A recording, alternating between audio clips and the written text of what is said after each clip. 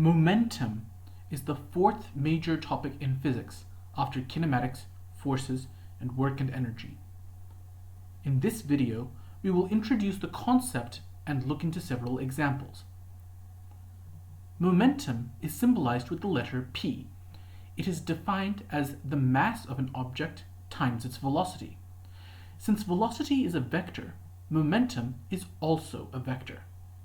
Mathematically, it's not hard to solve, but it gives rise to one of the most important rules in physics, the law of conservation of momentum. Just like energy, momentum is a conserved quantity.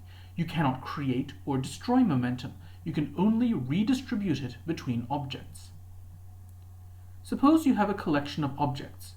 Such a collection is called a system. The law of conservation of momentum says that when two objects in the system collide, their total momentum before the collision equals the total momentum after the collision. Let's apply this. Here, we have a 2 kilogram red block moving at 5 meters per second and a 3 kilogram blue block standing still. We see them collide and stick, and then they move off together. This type of collision, in which the objects stick together, is called an inelastic collision. We will define inelastic collisions more strictly later on. For now, we will analyze this collision. We have to set up an equation that represents the momenta before and the momenta after the collision. We will label the momenta of the two objects as P1 and P2, P1 standing for the red block, P2 standing for the stationary blue block. Thus, P1 plus P2 before the collision equals P1 plus P2 after the collision. This is a mathematical expression of the law of conservation of momentum. Let's expand these terms. Since P is equal to mv, we can expand all of these terms to yield m1v1 plus m2v2 before the collision equals m1v1 plus m2v2 after the collision. Since the objects stick together, v1 after the collision equals v2 after the collision. So we can replace those terms with a single v final and factor that out.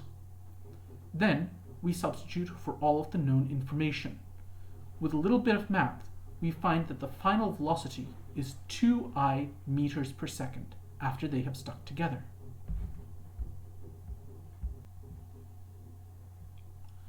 Now, let's do a variant.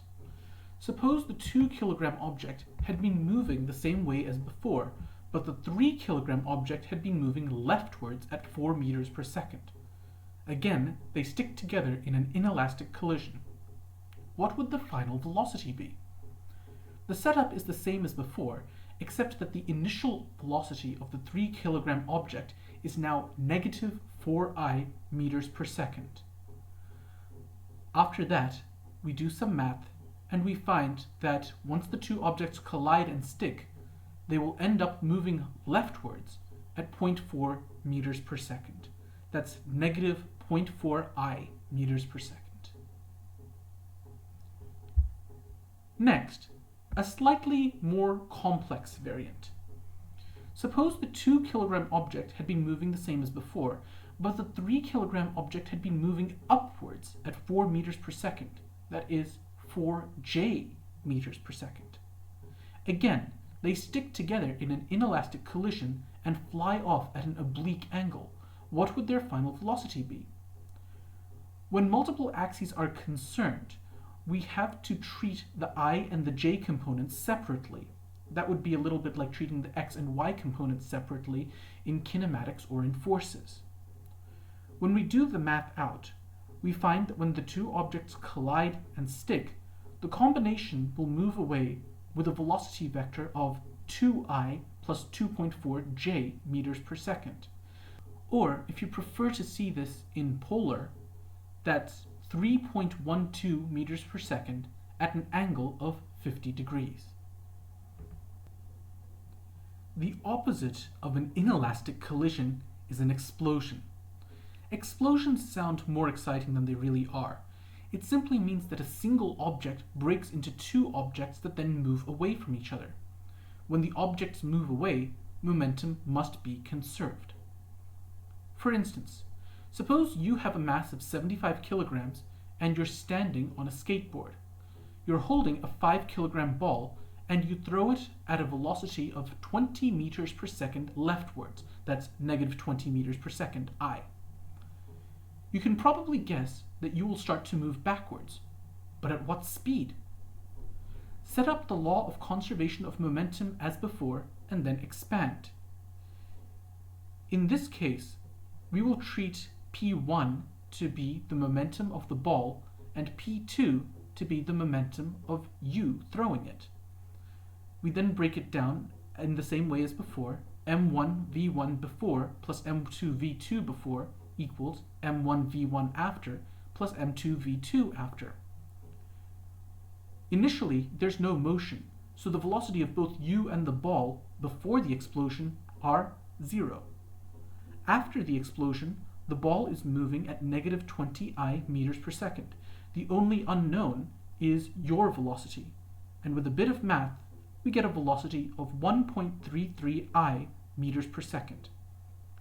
You might notice that when the character threw the ball, he recoiled. This is exactly in line with Newton's third law. Conservation of momentum and Newton's third law are very closely connected. Some puzzles include complex motion that has to be broken down into phases, and only some of those phases involve an explosion or a collision, and therefore only those phases require the law of conservation of momentum. Here, a 4 kilogram firecracker will be fired from the ground at 20 meters per second. When it reaches its peak, it will break into a 1 kilogram piece that flies leftwards and a 3 kilogram piece that flies rightwards. What is the peak height? If the 1 kilogram fragment lands at the position negative 50 I meters relative to where it started, where does the other fragment land? This question has to be broken into 3 parts: launch to peak, the explosion, and finally the descent of the exploded fragments from the peak. We first need to find the peak height. That's easy to do with kinematics. Since it starts at 20 meters a second and is under the influence of gravity, we can easily find that the peak height is 20.38 J meters. Now, at the peak, the rocket isn't moving, so its velocity is 0. That is the moment at which it explodes. Its initial momentum is 0, but the 2 fragments will have velocities of their own after the explosion, and they'll be moving in opposite directions. Putting this information in, we get that 0 is equal to V1 after the collision plus 3 times the V of the 3 kilogram object after the collision. But this is insufficient information. We don't know what V1 and V3 are, so we have to determine one of these from the third phase, which is when the fragments land. The 1 kilogram fragment flies 50 meters to the left of its starting point. We can use kinematics to figure out how long it takes for the 1 kilogram fragment to land. We can find out that it takes 2.04 seconds to land. Putting this information in the x direction, knowing that it landed 50 meters to the left of where it started from, we can work out that the velocity in the x direction of the 1 kilogram fragment must have been negative 24.53 I meters per second. Now we have enough information to finally solve for the velocity of fragment 3 in the earlier step. Remember how we hadn't finished conservation of momentum after the explosion? Now we have enough information to do that. And by plugging in the velocity of the 1 kilogram fragment, negative 24.53 meters per second, we can solve that the velocity of the 3 kilogram fragment is 8.18 I meters per second. Since the 3 kilogram fragment takes the same time to descend as the 1 kilogram fragment, we can easily solve for how far it travels rightwards. The delta x, the horizontal displacement of the 3 kilogram fragment is 16.6 I meters. One last definition is useful, the definition of impulse. Remember that conservation of momentum says that momentum is conserved within the system. But what happens if something feels a force from outside the system?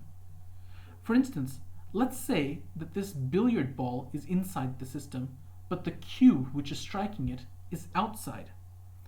In this case, we say the billiard ball feels an impulse. An impulse is a change in momentum caused by a force from outside the system.